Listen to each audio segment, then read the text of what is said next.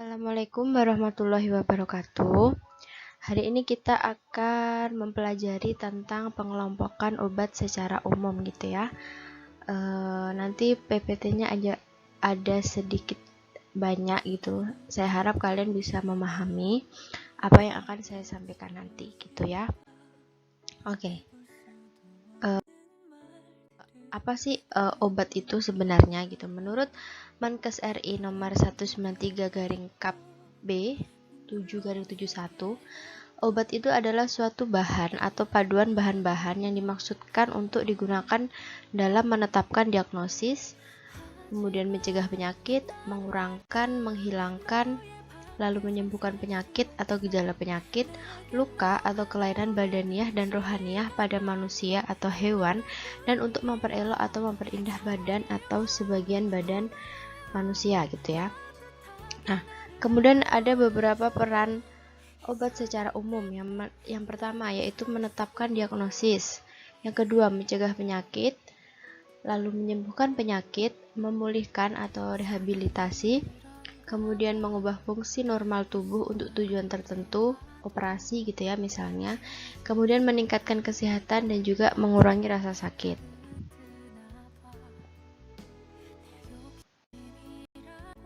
Nah, ini adalah beberapa pengertian obat secara khusus.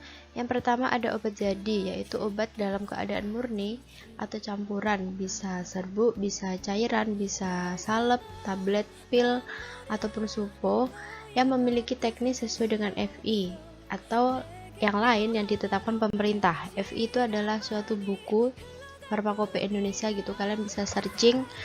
Dia warnanya merah gitu, tebal, dimana anak farmasi itu harus memiliki buku itu tersebut karena itu penting gitu ya.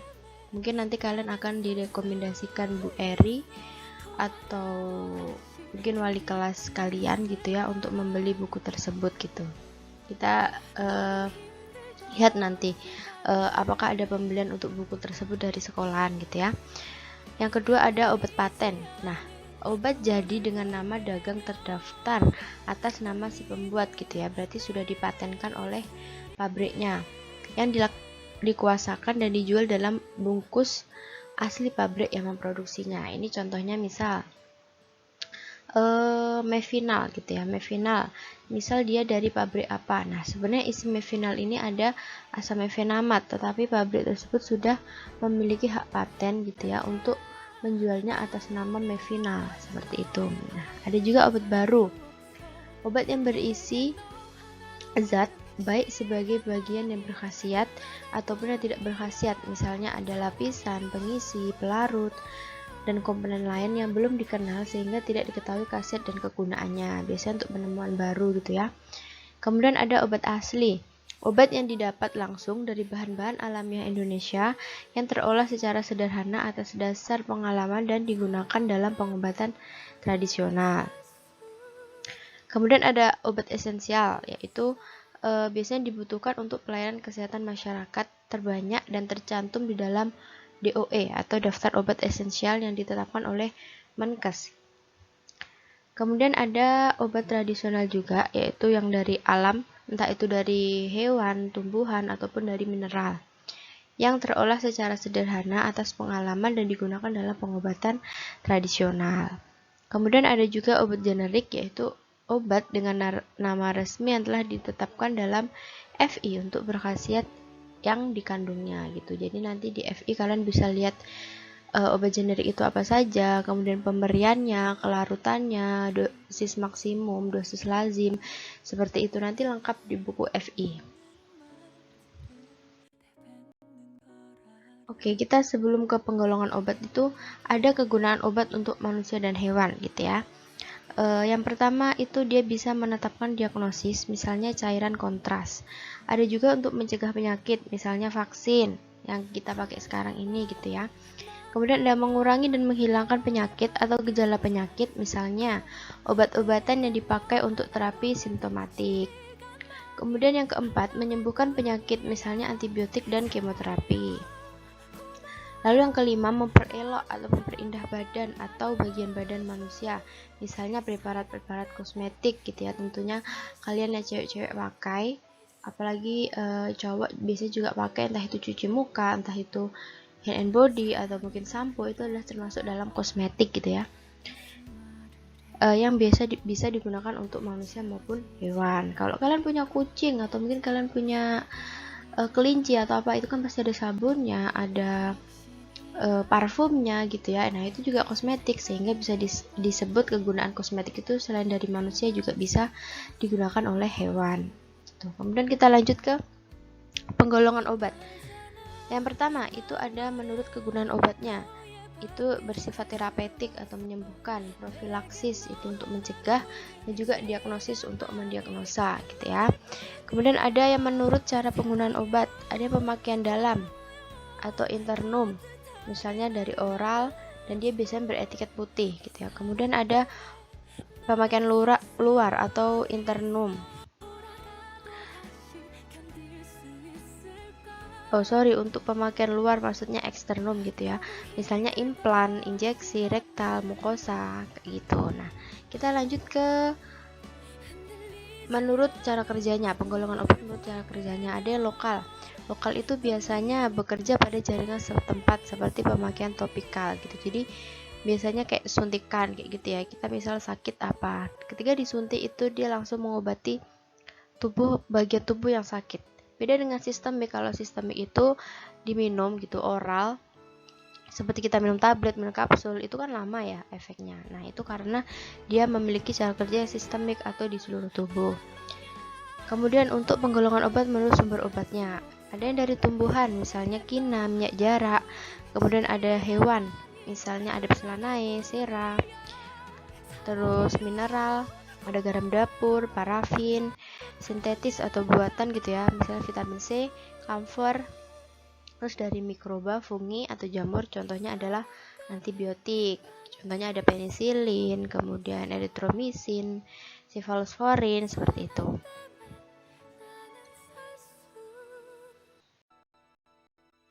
Nah, ada juga menurut bentuk sediaan obatnya. Nah, penggunaan gitu ya, penggunaannya sesuai dengan bentuk sediaan obatnya. Contohnya bentuk padat, contohnya serbuk, tablet, pil, supo. Kemudian setengah padat ada salep, ada krim, pasta, kemudian salep mata. Terus ada lanjut ke cairan ya, ada potio, ada sirup, ada eliksir, obat tetes, ada juga gargarisma. Kemudian untuk gas sepertinya spray gitu atau inhalasi gitu. Selanjutnya kita ke menurut proses fisiologis dan biokimianya, itu ada obat farmakodinamik, yaitu obat yang bekerja dengan jalan mempercepat atau memperlambat proses fisiologis atau fungsi biokimianya itu dalam tubuh, misalnya hormon, diuretik gitu. Kemudian ada obat kemoterapik, yaitu obat yang membunuh parasit dan kuman di dalam tubuh inangnya. Nah, hendaknya obat ini itu memiliki farmakodinamika yang sekecil-kecilnya itu terhadap organisme inang dan berkhasiat untuk melawan sebanyak-banyaknya parasit, misalnya cacing atau protozoa, dan mikroorganisme lain, misalnya bakteri atau virus. Seperti kayak kanker, kayak gitu kan butuh untuk obat kemoterapi gitu ya. Kemudian lanjut ke obat diagnostik, yaitu obat pembantu untuk melakukan diagnosis atau pengenalan penyakit, misalnya dari saluran lambung usus dan juga saluran empedu gitu. Jadi obatnya itu fungsinya untuk mengenali sebenarnya sakit apa di dalam tubuh pasien ini, sakit apa, seperti itu ya.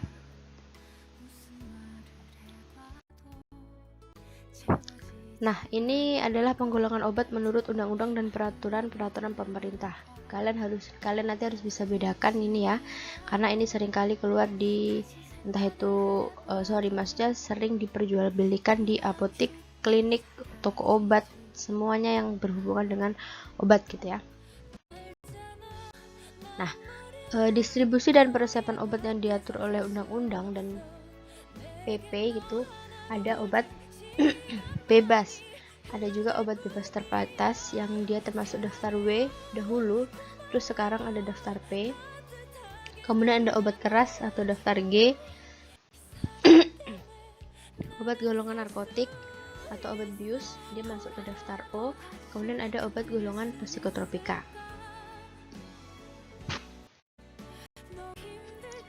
Oke, kita pertama masuk ke obat bebas dulu. Obat bebas itu ditandai dengan lingkaran berwarna hijau bergaris tepi hitam. Ini menunjukkan bahwa obat tersebut dapat dibeli secara bebas tanpa menggunakan resep dokter. Seperti kalian biasanya beli di toko kelontong, atau mungkin di toko obat, atau mungkin di apotek yang kalian bebas beli, misal batuk pilek kayak begitu-begitu, itu kan golongan obat bebas ya. Mulai sekarang ketika kalian membeli obat, silahkan melihat obat tersebut itu logonya apa, berwarna apa, dia termasuk obat bebas atau obat keras atau mungkin obat bebas terbatas. Labelnya ini ya, ada di sebelah kanan ini ya, yang berwarna hijau itu. Nah, di negara-negara tertentu, negara-negara barat, obat ini disebut OTC atau over the counter, yaitu obat yang paling aman atau obat pilihan pertama yang bisa bebas dibeli di warung, toko obat maupun di apotek. Nah, obat-obatan yang dapat dibeli secara bebas ini biasanya digunakan untuk mengatasi penyakit yang memiliki gejala ringan. Misalnya, contoh obatnya itu ada PCT, vitamin, multivitamin, antacid untuk emah gitu ya, minyak kayu putih, obat batuk OBH, seperti itu. Kalian hafalkan untuk perbedaan logo-logo per golongan obat ya.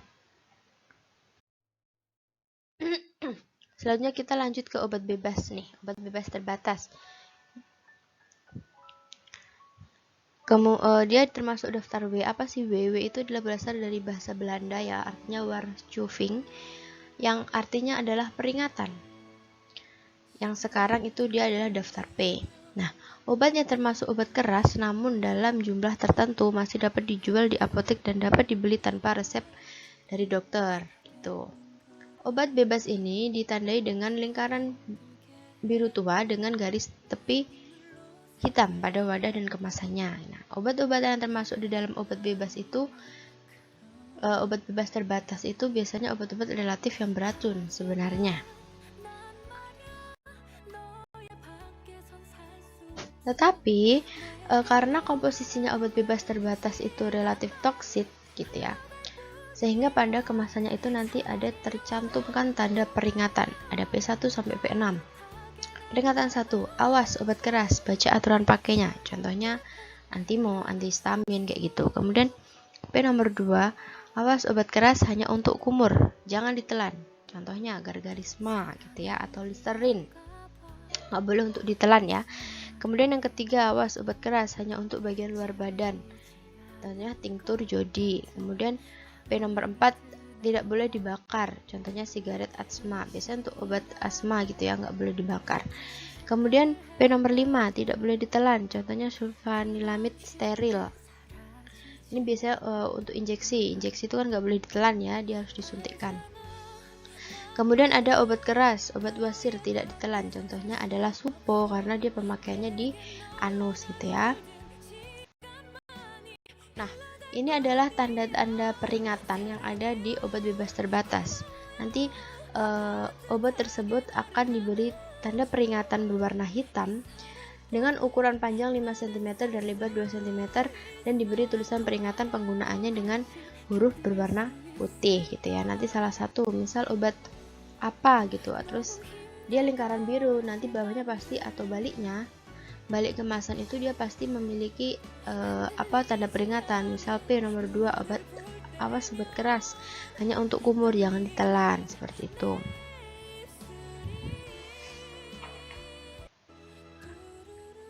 Nah, daftar perbedaan obat dalam obat daftar P dan juga daftar G itu ialah obat-obatan yang tergolong dalam daftar P atau daftar obat P dapat diperoleh tanpa resep dokter asal memenuhi ketentuan-ketentuan. Misalnya, 1. Obat-obat dalam daftar P itu hanya boleh dijual dalam kemasan asli pabrik pembuatnya gitu ya, jadi tidak boleh tiruan. Kemudian yang kedua, waktu penyerahan obat-obat tersebut pada wadahnya itu harus ada tanda peringatan berupa etiket khusus yang tercetak sesuai dengan ketentuan Kementerian Kesehatan atau tanda P seperti yang sudah saya jelaskan di atas tadi gitu ya. Jadi obatnya itu nanti ada tulisan tanda P-nya seperti itu.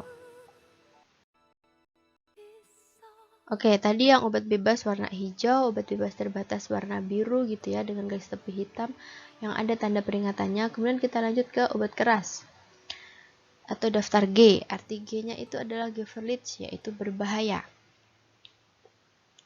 Obat keras adalah obat beracun yang mempunyai khasiat mengobati, menguatkan, mendefinisikan, dan lain-lain tubuh manusia.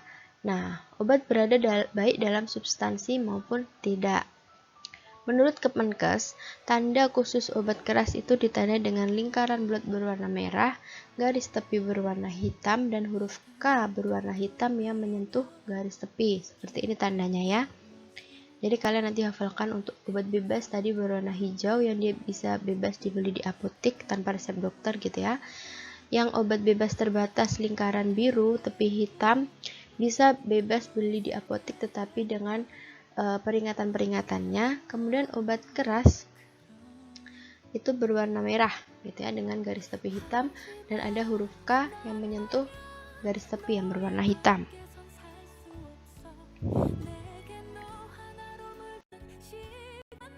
Nah, yang termasuk ke dalam obat-obat daftar G atau obat keras itu banyak banget ya. Ada obat-obat injeksi, kemudian obat-obat antibiotik, sehingga sekarang antibiotik itu harus dibeli dengan resep gitu ya. Kemudian ada obat antibakteri, misalnya sulfadiazin. Kemudian OKT atau amfetaminum. Kemudian azithromycin atau antistin gitu ya. Contohnya obat-obat antihistamin untuk gatal gitu biasanya. Kemudian digitoxin, hidantonium, reserpinum, vitamin K untuk pendarahan gitu ya, antikoagulan. Kemudian yohimbin, mebrupamatum, isoniazid atau INH untuk obat TBC. Kemudian nitrogliserum, obat jantung, benzodiazepinum, contohnya diazepam karena dia golongan narkotik gitu ya. Kemudian indomethacin, triphenylamamin hidrochloridium gitu. Mungkin kalian akan asing dengan nama-nama di bawah ini gitu ya.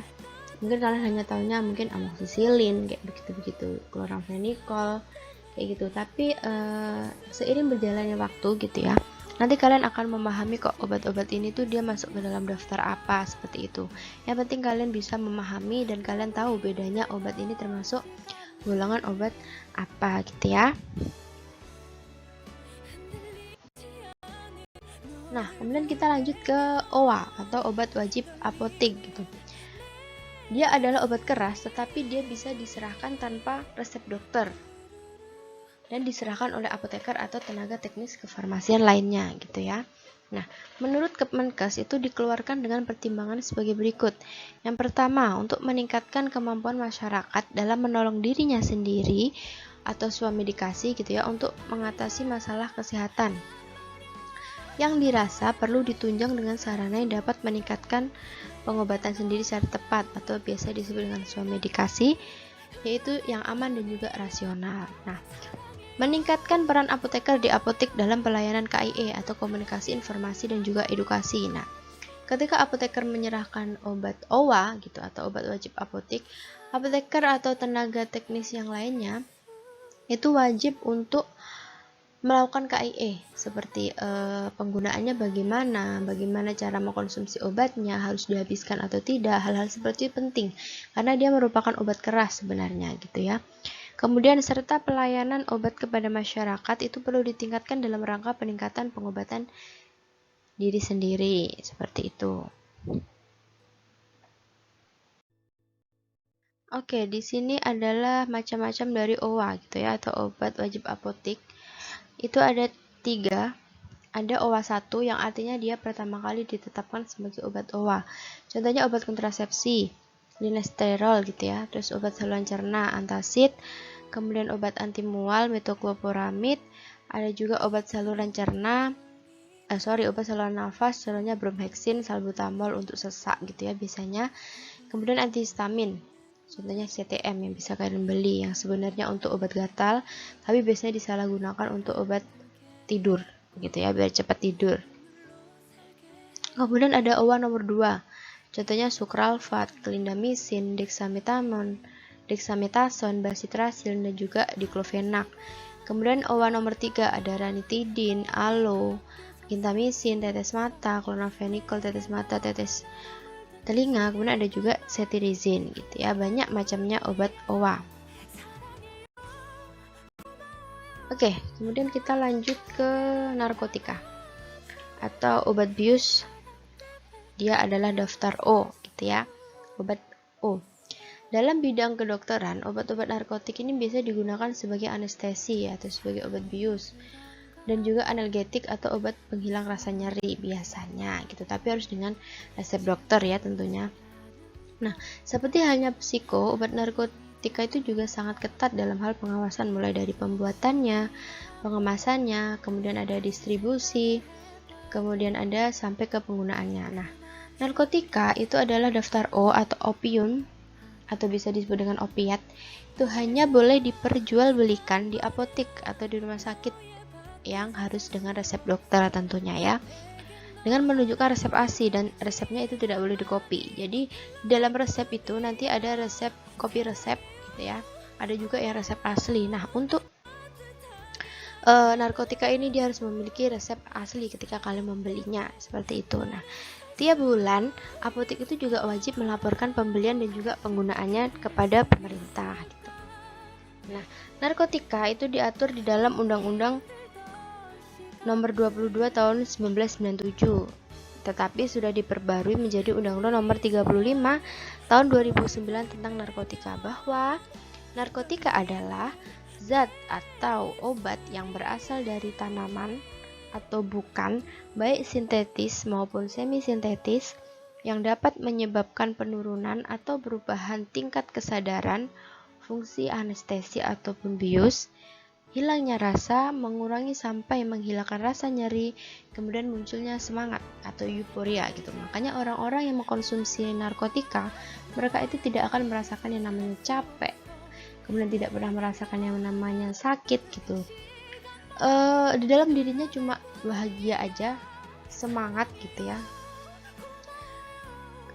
Makanya narkotika itu sangat diawasi dalam penggunaannya ataupun entah pengemasannya atau segala macam seperti itu ya, karena ya efeknya sangat luar biasa ketika disalahgunakan seperti itu ya.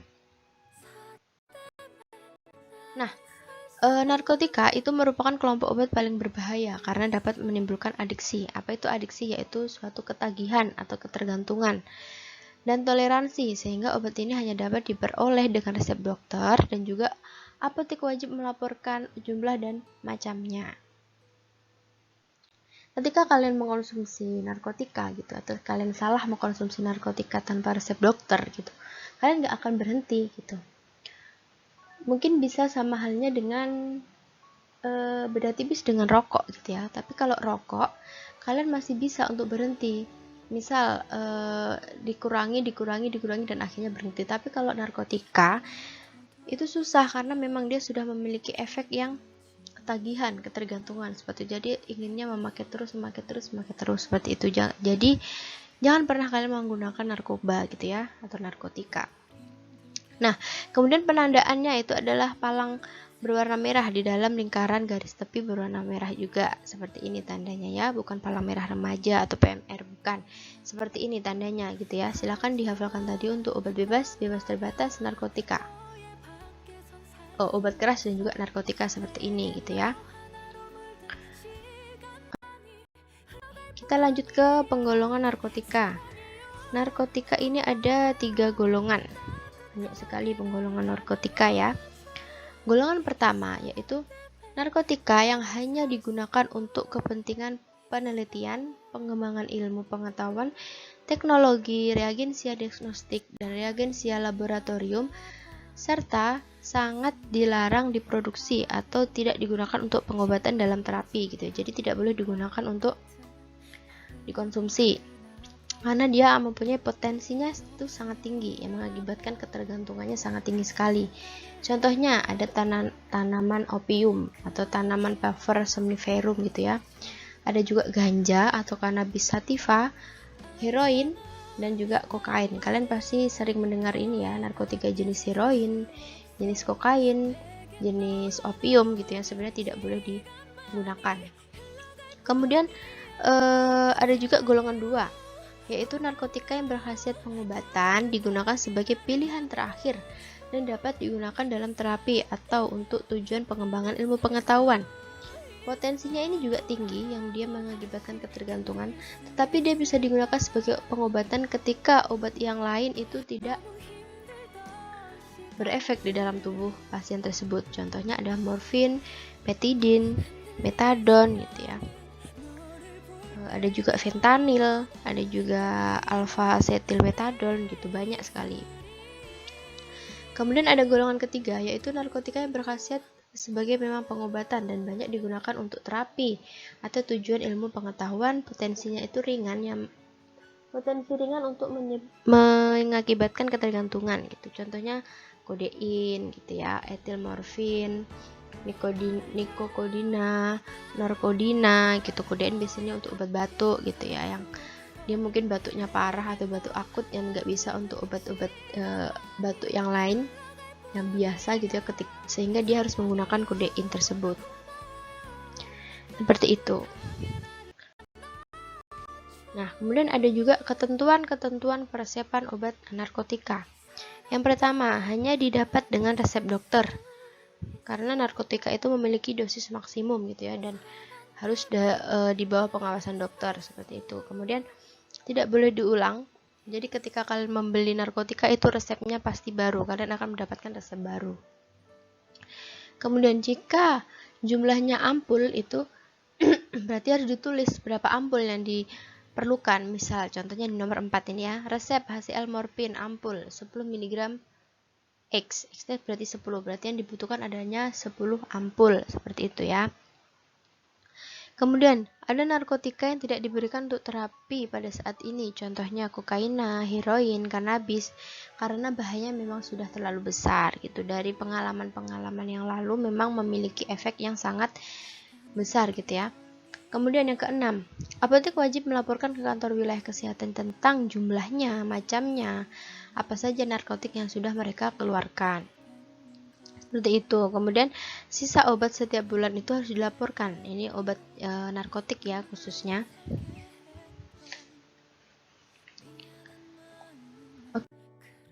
Kemudian ada pemesanan narkotika.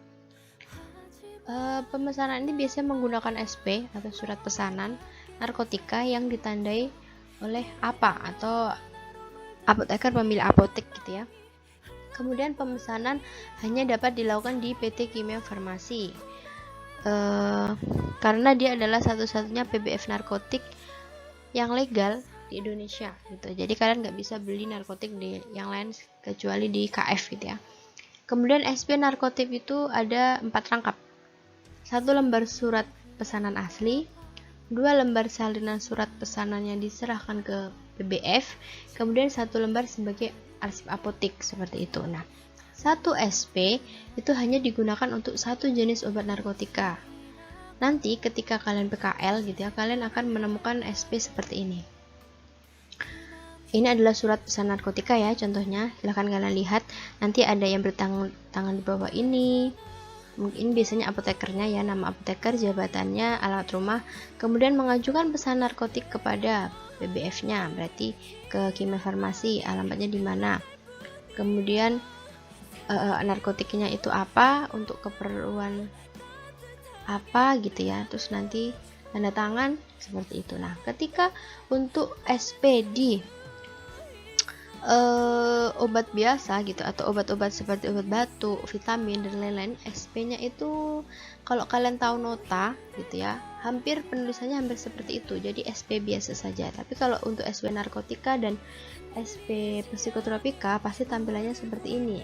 Dan ini untuk 1 obat saja. Kalau SP yang lain itu bisa 1 lembar berbagai macam obat, misalnya vitamin C, OBH, kemudian minyak kayu putih, seperti itu bisa dijadikan 1 jika memang PBF itu menjual itu semua, seperti itu. Tapi kalau narkotik, kalau kamu membutuhkan entah itu 4 obat narkotik, SP-nya itu juga harus 4, bukan hanya 1, nggak boleh jadikan 1, jadi harus satu-satu gitu ya.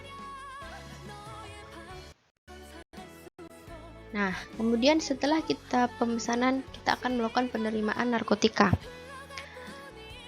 yaitu dari PBF yang diterima oleh apa atau dilakukan dengan sepengetahuan apa, yaitu apotekernya. Kemudian apoteker menandatangani faktur, kemudian dicocokkan dengan SP-nya. Saat penerimaan dilakukan, pengecekan meliputi jumlah dan jenis narkotika. Nah, tampilan faktur adalah seperti ini. Kalian harus paham, ketika nanti kalian PKL, kalian akan dilihatkan hal-hal SP faktur itu menjadi hal-hal setiap hari gitu ya, makanan setiap hari gitu.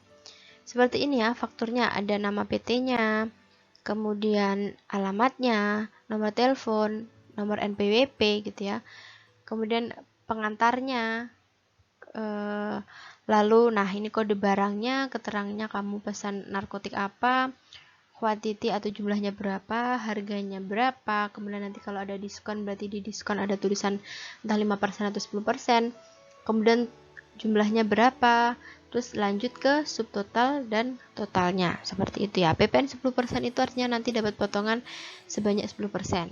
Untuk PPN nanti kita bahas di pertemuan selanjutnya kalau sudah membahas tentang PPN gitu ya.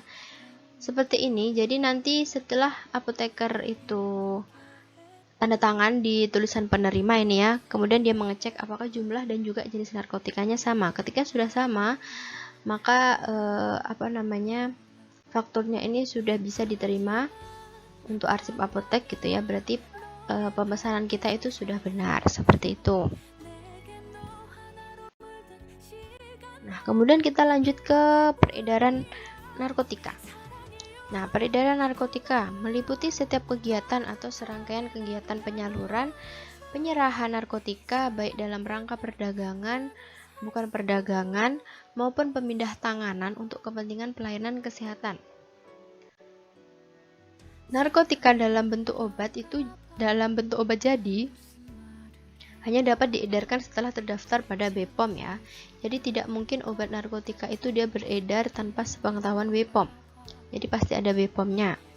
Kemudian narkotika golongan 2 dan 3 baik alamiah maupun sintetis itu dapat diedarkan oleh pihak yang berhak tanpa wajib daftar, seperti itu. Kemudian ke penyaluran narkotika. Importir hanya dapat menyalurkan narkotika ke PBF tertentu. Pabrik obat tertentu hanya dapat menyalurkan narkotika ke eksportir. PBF tertentu, apotik, sarana penyimpanan, rumah sakit, dan juga lembaga ilmu tertentu. PBF tertentu itu hanya dapat menyalurkan narkotik ke PBF tertentu lainnya juga. Selanjutnya, keempat, sarana penyimpanan hanya dapat menyalurkan ke puskesmas tertentu, ada rumah sakit pemerintah, dan juga balai pengobatan tertentu.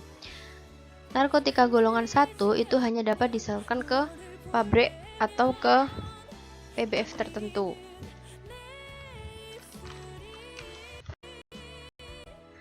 Nah, kemudian kita lanjut ke penyerahan narkotika, yaitu hanya dapat dilakukan oleh apotik, rumah sakit, puskesmas, balai pengobatan, dan juga dokter. Nah, apotik hanya dapat menyerahkan ke rumah sakit, kemudian juga ke puskesmas, apotik lainnya, ke dokter gitu, terus ke pasien. Rumah sakit dan puskesmas atau balai pengobatan hanya dapat menyerahkan narkotika ke pasien, tetapi harus dengan resep dokter gitu ya. Nah, penyerahan narkotik oleh dokter itu yang pertama menjalankan praktik dokter dan diberi melalui suntikan. Kemudian menolong orang sakit dalam keadaan darurat melalui suntikan. Kemudian menjalankan tugas di daerah terpencil yang tidak ada apoteknya. Seperti itu ya. Itu yang dapat dilakukan oleh dokter ketika menyerahkan narkotika. Nah, ini adalah ruang penyimpanan narkotika. Penyimpanan narkotika itu obat-obat yang termasuk golongan narkotik di apotek itu harus disimpan pada lemari khusus. Lemarinya seperti ini, seperti gambar di bawah gitu ya. Terbuat dari kayu atau bahan lain yang kokoh dan kuat, tetapi bukan kaca ya. Kemudian ditempel pada dinding. Dia memiliki 2 kunci yang berbeda, gitu ya. Ada kuncinya seperti ini. Kemudian terdiri dari 2 pintu. Jadi ketika kita buka, nanti di dalamnya itu ada pintu lagi. Nah, satu untuk pemakaian sehari-hari seperti kodein, dan satu lagi untuk berisi petidin, morfin, dan garam-garam yang lainnya. Nah, lemari tersebut terletak di tempat yang tidak diketahui oleh umum. Jadi biasanya lemari narkotika ini dia di belakang. Kenapa? Supaya mereka tahu kalau pembeliannya ini bukan secara bebas gitu. Ketika dia meminta narkotik, obat narkotik, maka mereka harus menyerahkan resep, sehingga penyimpanannya itu jauh dari tempat umum gitu ya, dan harus diawasi oleh asisten apoteker ataupun apoteker yang bertugas dan bertanggung jawab terhadap obat narkotika tersebut. Nah, kemudian ini ada pelaporan narkotika. Pelaporan penggunaan narkotika ini dilakukan setiap bulan dan itu wajib ya.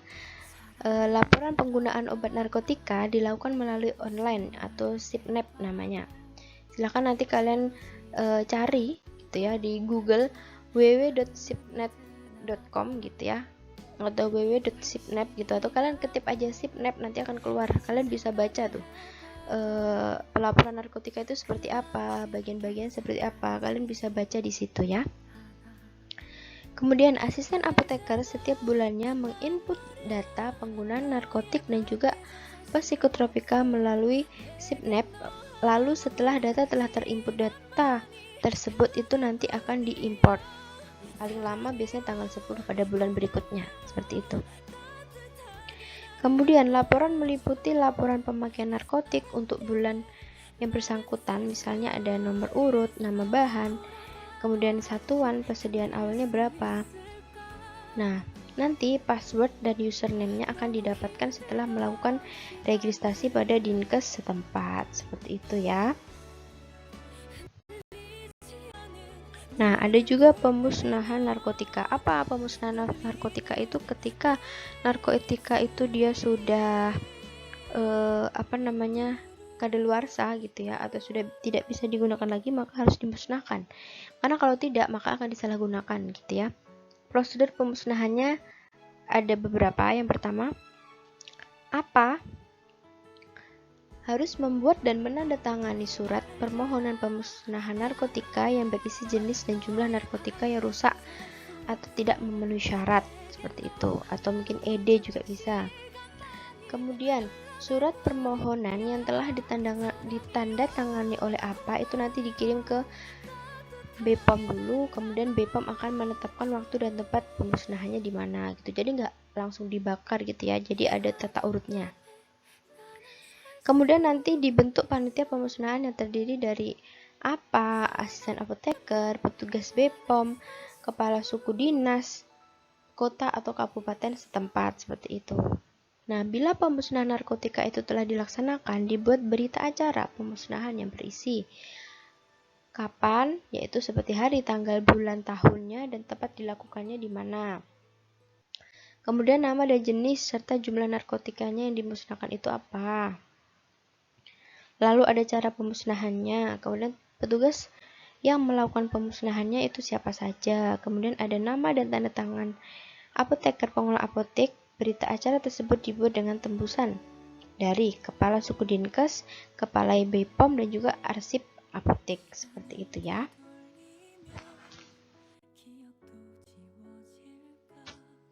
Nah, selanjutnya kita lanjut ke psikotropika. Menurut Undang-Undang RI Nomor 5 Tahun 1997, psikotropika itu adalah zat atau obat baik alamiah maupun sintetis, bukan narkotika, yang berkhasiat psikoaktif melalui pengaruh selektif pada susunan saraf pusat yang menyebabkan perubahan khas pada aktivitas mental dan perilaku. Psikotropika ini nanti dia memiliki 4 golongan. Beda ya, kalau narkotik tadi hanya 3 golongan, kalau psiko itu ada 4. Golongan 1, 2, 3, 4. Kemudian psikotropika itu dapat mempengaruhi proses mental, kemudian dia bisa merangsang atau menenangkan, mengubah pikiran, kemudian ada perasaan dan kelakuan seseorang gitu ya. Jadi biasanya orang yang menggunakan narkotik atau psikotropika itu sebenarnya bisa dilihat dari gerak-geriknya gitu ya, mencurigakan atau tidak. Terus tiba-tiba dia mungkin yang dia baik tiba-tiba jadi temperamen, seperti itu bisa sebenarnya kita lihat gitu ya. Kemudian berdasarkan Kemenkes gitu tentang tanda khusus obat keras daftar G itu ditandai dengan lingkaran bulat berwarna merah, garis tepi hitam, huruf K yang bentuk garis tepi dan berwarna hitam seperti obat keras tadi ya. Jadi psikotropika ini dia termasuk ke dalam obat keras dan juga ke daftar G seperti itu. Nah, ini adalah peresepan psikotropika berdasarkan golongannya. Untuk golongan 1, psikotropika itu hanya dapat digunakan untuk ilmu pengetahuan dan juga tidak digunakan dalam terapi, serta mempunyai potensi yang amat kuat mengakibatkan sindrom ketergantungannya. Misalnya adalah LSD-25, MDMA atau metilen dioksimetamfetamin atau ekstasi, yang biasa disebut dengan ekstasi gitu ya. Kemudian ada psilocybin, ada juga psilosin gitu. Ketika kalian dengar berita ada seseorang mengkonsumsi ekstasi, jadi itu bukan narkoba atau narkotika, tapi dia adalah psikotropika golongan 1, seperti itu ya. Kemudian ada psikotropika golongan 2, yaitu yang berkhasiat pengobatan dan banyak digunakan dalam terapi, serta juga untuk ilmu pengetahuan, serta mempunyai potensi yang kuat mengakibatkan sindrom ketergantungan. Contohnya amfetamin, psikobarbital, seperti itu. Ada juga golongan 3, yaitu berkhasiat pengobatan dan banyak digunakan dalam terapi dan atau untuk tujuan ilmu pengetahuan serta mempunyai potensi sedang mengakibatkan sindrom ketergantungannya. Jadi, ketika kalian mengkonsumsi psikotropika golongan 3, potensi ketergantungannya itu sedang, tidak kuat gitu ya. Contoh obatnya adalah amobarbital, pentobarbital, siklobarbital, glutetimid, seperti itu. Kemudian ada juga golongan 4, yaitu yang berkhasiat pengobatan dan sangat luas digunakan dalam terapi dan atau untuk tujuan ilmu pengetahuan, serta mempunyai potensinya ringan untuk ketergantungannya. Biasanya obat-obat golongan 4, psikotropika golongan 4 ini adalah obat-obat depresan atau obat-obat sistem saraf pusat gitu ya. Contohnya diazepam, alobarbital, promazepam, chlordiazepoksid, seperti itu. Contoh-contohnya silahkan kalian pahami untuk golongan-golongan psikotropika ya. Bedakan dengan golongan narkotika tadi. Nah, kemudian ada pemesanannya. Pemesanan psikotropika dengan SP rangkap 2 seperti yang tadi ya, tampilannya itu sama. Diperbolehkan lebih dari 1 item obat dalam SP, boleh memesan ke berbagai PBF. Jadi beda dengan narkotik tadi, kalau narkotik itu 1 SP hanya untuk 1 obat dan harus pesan di Kimia Farma. Kalau di psikotropika terserah di PBF mana atau pedagang mana yang dia menjual psikotropika, kemudian SP-nya tapi harus rangkap 2. Tetapi dalam 1 SP itu boleh lebih dari 1 item obat.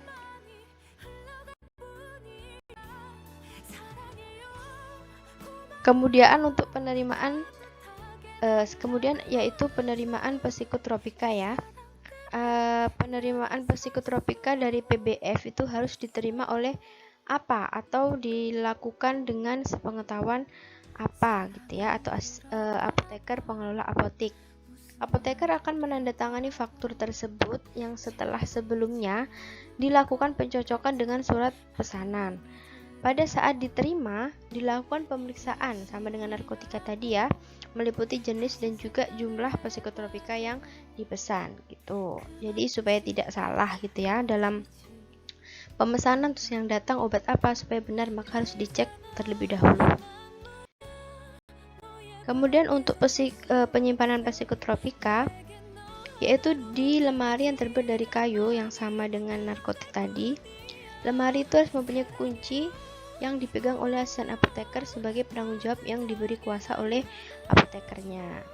Sama saja penyimpanannya sama dengan yang narkotik tadi. Nah, yang di sini ada peredaran psikotropika. Ada penyaluran yang pertama. Oke, penyaluran psikotropika dalam rangka peredaran itu hanya dapat dilakukan oleh pabrik obat, PBF, sarana penyimpanan, sediaan farmasi pemerintah. Kemudian penyaluran psikotropika itu hanya dapat dilakukan oleh pabrik obat kepada PBF, ke apotik, ke sarana penyimpanan. rumah sakit, lembaga penelitian, atau lembaga pendidikan. Kemudian dari PBF itu bisa ke PBF lainnya, ke apotik, ke sarana penyimpanan pemerintah, ke RS, kemudian ada juga ke lembaga penelitian.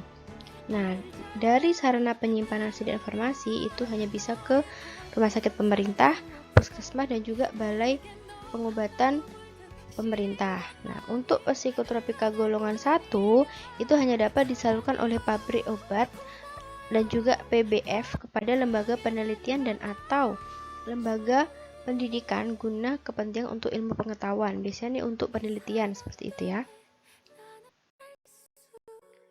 Kemudian ada sistem penyerahan, yaitu penyerahan psikotropika dalam rangka peredaran hanya dapat dilakukan oleh apotik, kemudian rumah sakit, puskesmas, balai pengobatan, dan juga dokter. Dan ada penyerahan lainnya dari apotik, dari rumah sakit, oleh apotik, seperti itu ya. Silahkan kalian baca sendiri gitu. Kemudian untuk yang terakhir, psikotropika yang diserahkan dokter itu hanya dapat diperoleh dari apotik gitu ya. Nah, ada juga pemusnahan psikotropika hampir sama dengan narkotika gitu ya, harus menandatangani dulu, meminta surat permohonan, diserahkan ke BPOM, kemudian BPOM memberikan waktu dan tempatnya nanti di mana, kemudian ada dibuat berita acara seperti itu, kemudian berita acaranya itu nanti akan ditandatangani oleh kepala dinas, kepala BPOM, dan juga untuk arsip apotik. Seperti itu ya, sama untuk pemusnahannya psiko dan narkotik itu sama. Nah, kemudian kita lanjut ke prekursor narkotik dan juga psikotropika. Apa sih prekursor farmasi gitu ya? Prekursor farmasi adalah zat atau bahan pemula atau bahan kimia yang dapat digunakan sebagai bahan baku atau penolong untuk keperluan proses produksi industri farmasi atau produk antara, produk ruahan, dan juga produk jadi yang mengandung efedrin, pseudoefedrin, norepinefrin, ergotamin, potasium gitu. Kalau kalian memperhatikan di obat-obat batuk, misalnya di OBH atau obat-obat yang lain, obat-obat batuk gitu ya, itu pasti akan dia mengandung prekursor atau pseudoefedrin biasanya.